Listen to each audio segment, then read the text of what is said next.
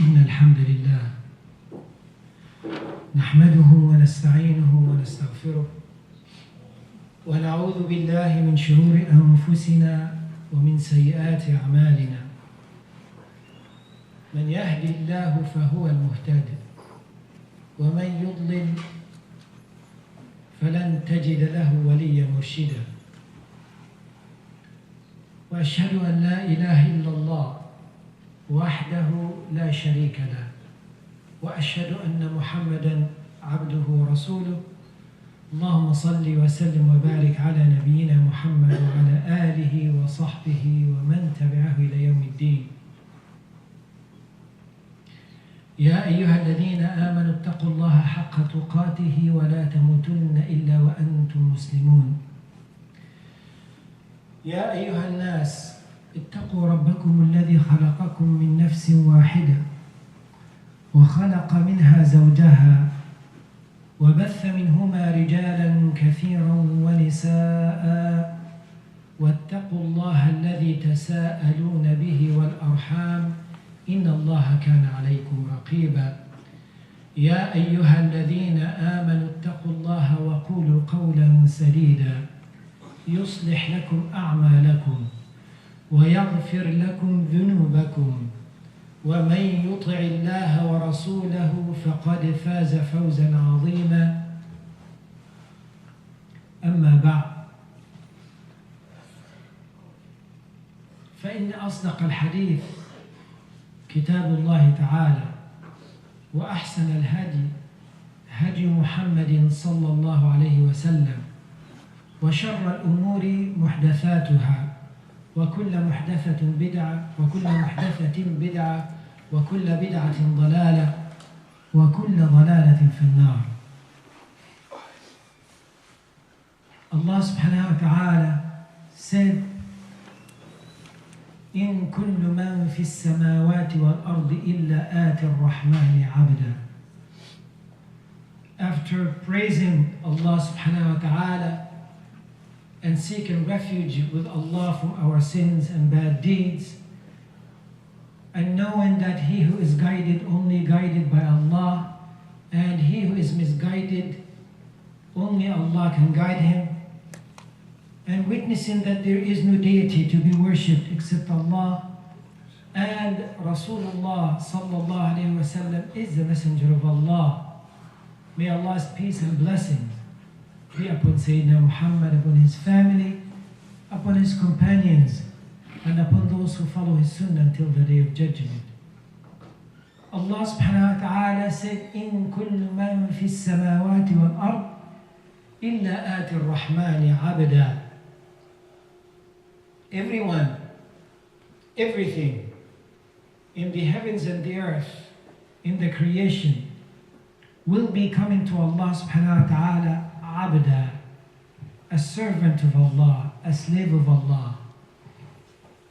Those in this life who resisted to be as the slaves of Allah, they will be compelled to become the slaves of Allah after they die.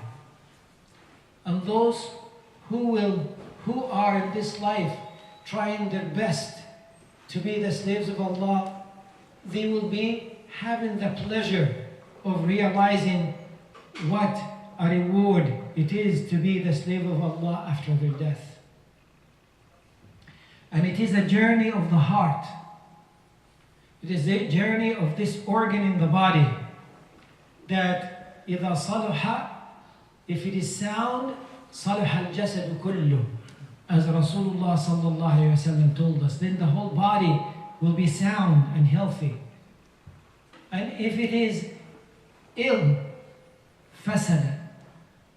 This mudgha, if it is fasadat, meaning it is ill, has deficiencies, then the whole body will have deficiencies. And only the heart that is salim, the heart that is sound, that will enter Jannah. If there is any impurity in the heart at that time, the time to be judged, then some experience one has to go through, and it has to do with difficulties and punishment so the heart will be purified and be eligible to enter Jannah. The greatest disease of the heart is kibr, arrogance, and it is, as it is said, it is ego. Because Allah subhanahu wa ta'ala prohibited Jannah for anyone who has an atom weight of kibr in their heart. So this arrogance will prevent one from entering Jannah, as Rasulullah sallallahu alayhi wa sallam told us. لا يدخل الجنة, he will not enter Jannah. Who is he? من كان في قلبه مثقال ذرة من كبر, the one who has in his heart an atom weight of arrogance, of ego. So what is important to us? And when we qualify and answer that question, we'll know how much ego we have or we do not have any. So the one who has kibr, arrogance, everything will be about them. They perceive everything that to be about them, to feed this hungry feeling that they have of ego so they can feel big. So whatever it is that happens, if it does not feed their ego, it is not important. If it does, if it is about them, then it is important. Because what is important is the person who has that kibr in their heart. So who do we care about? If we care about ourselves and only ourselves, and everything around us feeds us and that feeling in us to be arrogant, then Jannah is not for us. If we care about, the circle gets a little bigger. If we care about those who are around us, our children, our spouses, then there is a hope. And if the care would be bigger than a bigger circle, your neighborhood, acquaintance, people you know at work, people you interact with and generally outside of your family, then there is even more hope. If the circle is about injustices, okay, injustices that happen anywhere around you or anywhere in the world, then will affect you. Now that is a great hope. If this injustice is happening to not just human, if it's happening to the earth, if it's happening to the trees, if it's happening to the animals, whatever it is that is happening that is polluting, destroying the creation of Allah for no reason whatsoever except arrogance of those who are destroying it. If you carry this and be aware of this and be concerned about this and doing something about this, now there is a great hope. Now the arrogance is not there. And when one becomes arrogant and everything around them must be feeding that feeling or otherwise it does not exist, the compassion goes away. So those who are hurt, it does not move that heart because it's not affecting that person's ego. Not only that, they could be very sick to the point that they can inflict the harm on others without having any problems whatsoever, any compassion whatsoever. That is how much their heart is sick. But now, the heart, the talk about the heart that is trying to be sound, that has ikhlas, that has sincerity in it. Or the person who carries it, try to have these virtues that Allah subhanahu wa ta'ala give us. Try to work the way of Rasulullah sallallahu alayhi wa sallam in earth. As one, Fudail ibn Iyad, rahimahullah, one of the scholars who his son died. and he was smiling. So the people asked and said, you know, he's smiling and his son is dead. He must have a lot of rida in his heart, a lot of being comfortable, have satisfaction, being pleased with Allah. That's why he's smiling.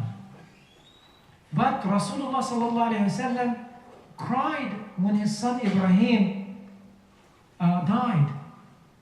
So they asked, how can we look at this equation? Does that mean that there is more rida in the heart of Fudayl ibn Iyad more than the heart of Rasulullah sallallahu alaihi wasallam? It's impossible. So how come the reaction is different? And Ibn Taymiyyah rahimahullah gave a beautiful answer to this. He said that the heart of Rasulullah sallallahu alaihi wasallam, in it was the ubudiyya of compassion, the slavery of Allah of compassion to others. And also the ubudiyya to rida, that is the ubudiyya of being pleased with whatever Allah subhanahu wa ta'ala have qadar for us. So in his Rasulullah sallallahu alaihi wasallam heart, he had the compassion. So he cried when Ibrahim, his son, died. But also he said, sallallahu alayhi wa sallam, لا نقول ما يغضب الرب. We do not say what angers Allah. So the ubudiyat al-rida was the satisfaction, being pleased with the qadr of Allah, was also in the heart of Rasulullah sallallahu alayhi wa sallam. So both of them were there. But Fudayl ibn Iyad, his heart was not big enough for both. So he preferred the rida over the compassion.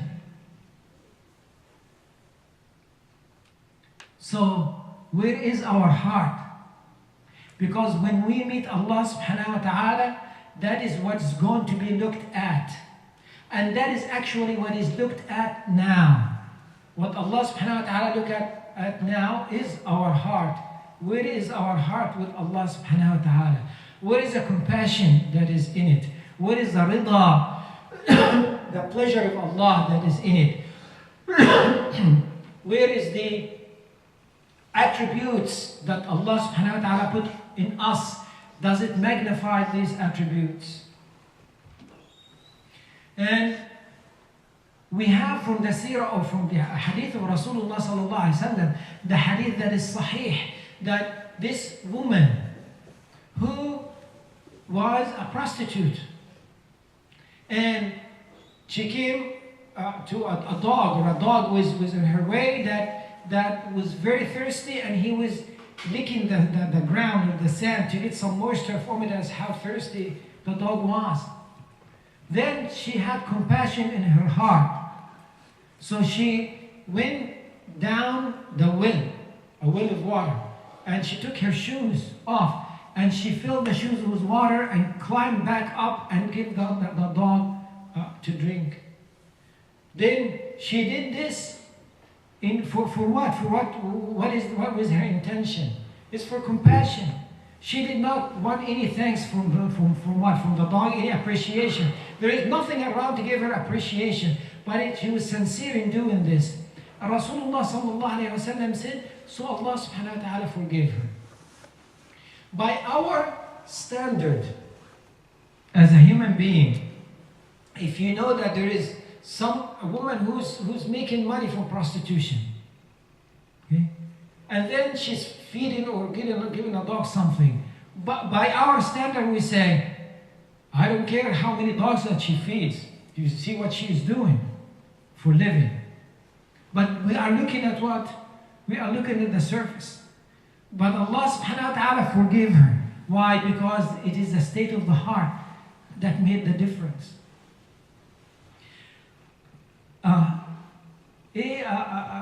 A story that is authentic عن أبي سعيد الخدري رضي الله عنه, one of the companions of Rasulullah sallallahu alaihi wasallam. And when we say that, we can say it is a hadith, even though the word hadith itself meaning that is a saying that is authentic to the one who said it. Okay, hadith that is we can say that it has a sanad that is sahih, that is the chain of narration is sound. to, but it did not go to Rasulullah sallallahu alaihi wasallam. It is about one of the companions of Rasulullah sallallahu alaihi wasallam. So this hadith about him and what he said, Abu Sa'id al-Khudri radiallahu anhu, as he was sick and close to death, he brought his children and told him, do not forget the story of the man with the al-raghif, or the round loaf of bread, the piece of bread. Do not forget the man with al-raghif. And so they asked the father, Abu Sa'id, what is the story of the one with al-raghif? He said that there was a man who was from the Israelites, from those who were before, who worshipped Allah subhanahu wa ta'ala for 70 years. And he would leave with a place in worship only once a week to go to the market or go to the people to get whatever he needs and go back. Or once a month, once every long period of time. And all what he did was worshiping Allah subhanahu wa ta'ala. Then he one day left his place of worship and went to the market, and then he saw a woman and talked to her and was attracted to her. He stayed with her in zina for a week. And then after he repented, if he repented, when he repented, wanted to repent and was sorry of what he did, so he started walking back. He started walking back, and as he's walking back, he was so affected by what he did, so every one step that he would take, he would make sujood. So he'd take a step and make sujood to Allah. And then stand up and take another step, make sujood to Allah. Okay? He wants somehow to ask Allah for forgiveness in a way that is has abundance in it, because he was so taken by what he has done. And he became very tired, and the narration goes, as he was passing by poor people, masakin. And so he sat among them. There were 12 of them. And there was a man that comes to them every day and give them each a loaf of bread, or around, raghif, each one.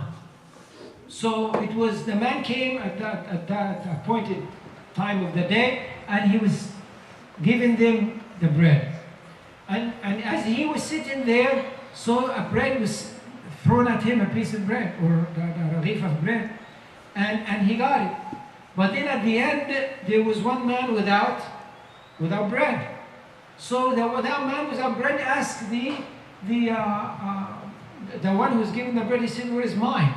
He said, I have the 12 and give you. Somebody else has 2. Because I have given, every day I come to you with 12 bread. So he left. So now this man, he realized what happened. So as he was sitting there, he looked at the man who did not have the bread, and he threw his bread up and landed with him, so he got it. And he gave him, and he stayed without any food. And he died. So Abu Sa'id al-Khudri radiallahu anhu said that then his deeds were being weighed for him. So the 7 days that he stayed with this woman, when it was weighed with the 70 years, the 7 days became heavier. But then when the one loaf of bread was weighed against the 7 days, the loaf of bread became heavier than it. So he was forgiven. Again, when we think about this in our mind and evaluate this, we evaluate it differently because we don't know what's in the heart. But when Allah subhanahu wa ta'ala evaluate what's in our heart. But what we can evaluate is our heart ourselves. As our scholars says that one of the important part of the heart is ar-raja. Ar-raja wa tama. Raja, hope. Tama is being greedy. Hope to the point of being greedy. Greedy with the mercy of Allah. And it's okay to be greedy in that way. Why? Because Rasulullah sallallahu alayhi wa sallam said, لا يدخل الجنة أحدكم بعمله. None of you will enter Jannah with his deeds. قالوا حتى أنت يا رسول الله, even you, ya Prophet of Allah. Rasulullah sallam said, حتى أنا, and even me, unless يتغمدني الله برحمته, إلا أن يتغمدني الله برحمته, except if Allah bestowed His mercy upon me. So we know that our deeds are not going to be sufficient enough to take us to Jannah. We must know that. If we think that we are so good, we're doing so much, and now we are going to go to Jannah with our deeds, that is arrogance. That is arrogance. Ta'a tuwallid istikbar. Okay? That ta'a, an obedience that brings istikbar with it, brings arrogance with it. Is it better, or a disobedience from it? You get humbleness and you get istighfar and you want to make istighfar. Which one is better? Okay? But the hope must be there. Because without that tama and hope, this is not going to, our deed is not going to work. And the scholar says, now who's better? Is the one who has, who is obedience to Allah with hope, or the one who was disobedient to Allah with hope? Which one is better? Which one has a better chance? The obvious answer is that the one with the good deeds, and he hopes that he would enter Jannah. But some scholars said no. The one with the ma'asi, with the bad, of course, the work was there, and the ta'a, some ta'a was there. You cannot just say, I'm not going to do any good deeds and have hope. That is a whole different category.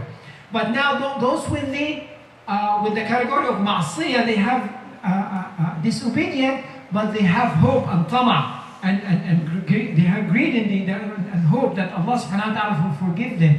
The scholars saying that they are the one that would have a better chance. And they asked why, or they were asked why. They said because of their bad deeds, they have fear.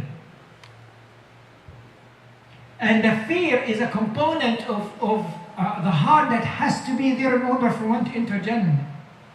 The one who has lots of good deeds and he has some kind of confidence, he might not have fear. So he's not qualified to enter Jannah.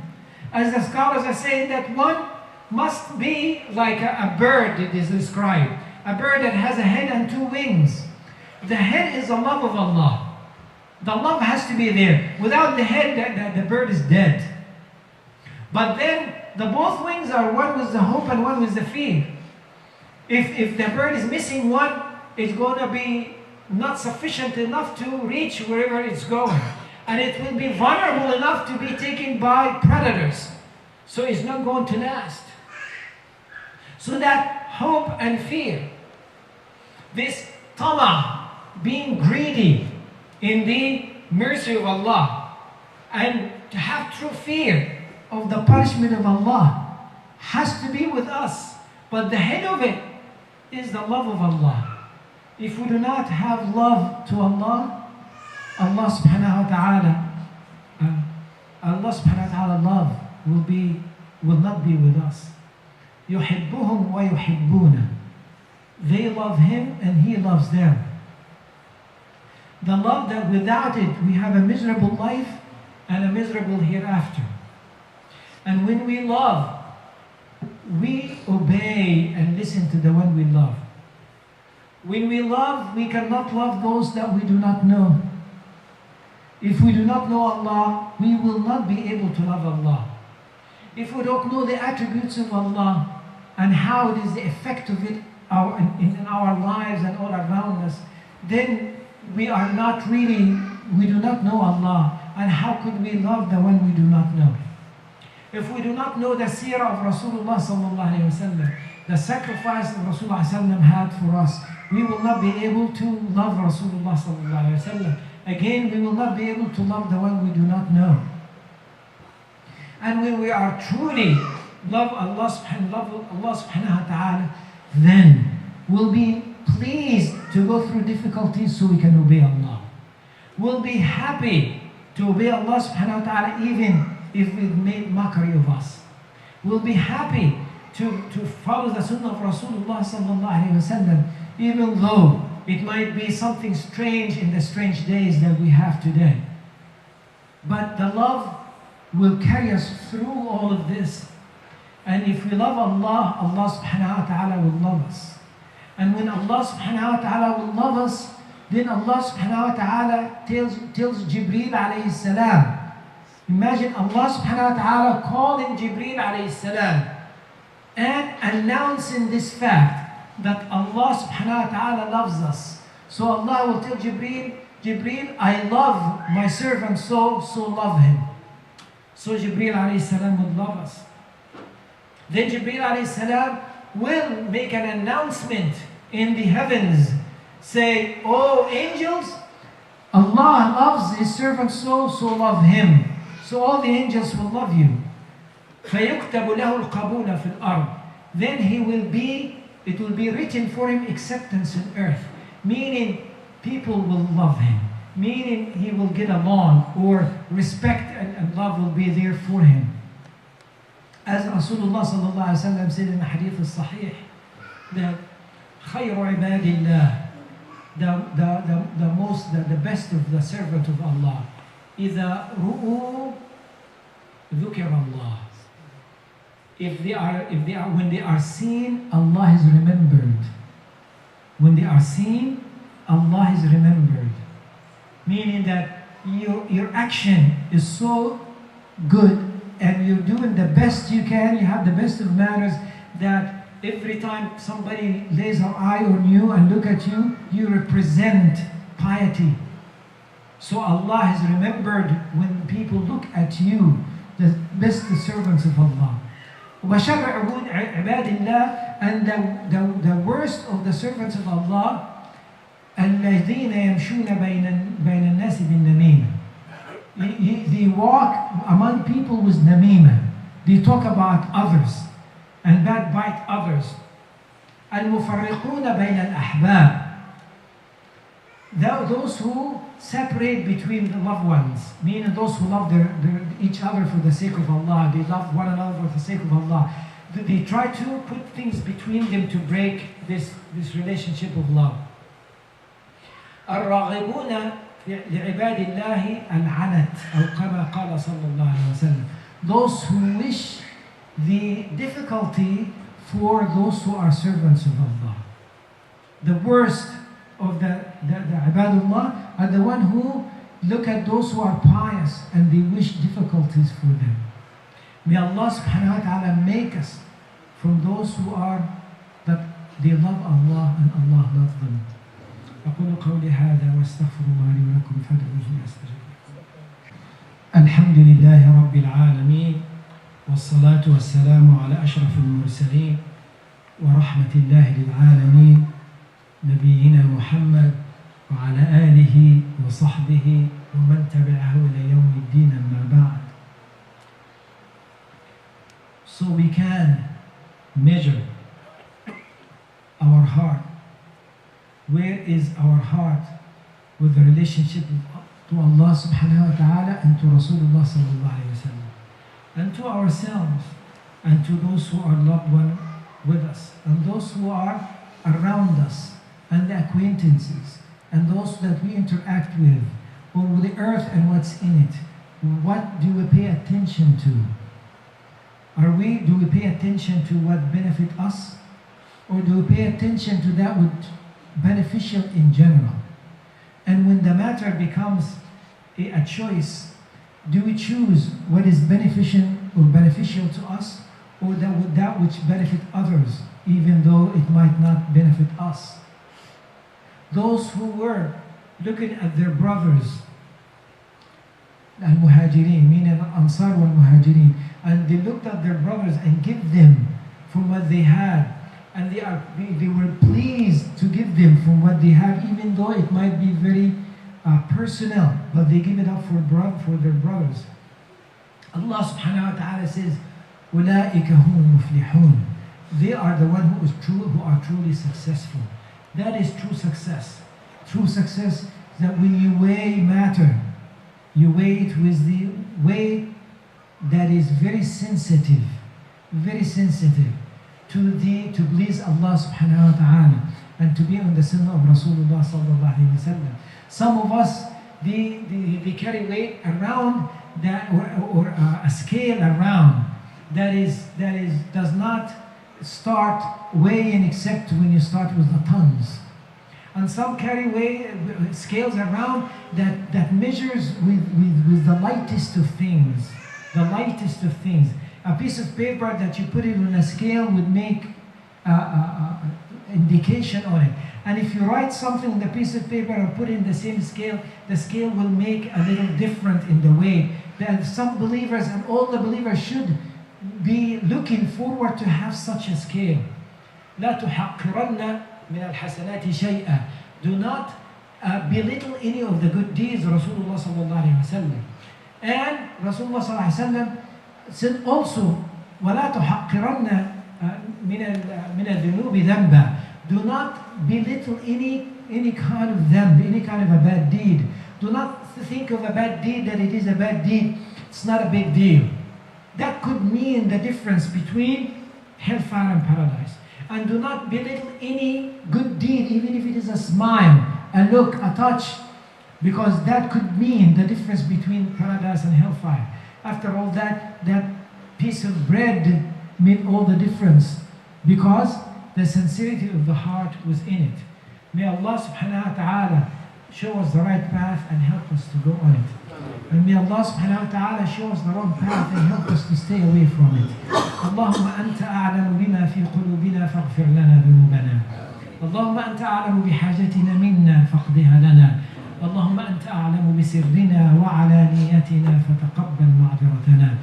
اللهم اجعل لنا إيمانا صادقا في قلوبنا حتى نعلم أنه لا يصيبنا إلا ما كتبته لنا ولا ننال إلا ما كتبته لنا. وصل اللهم على سيدنا محمد وعلى آله وصحبه أجمعين وأقم الصلاة.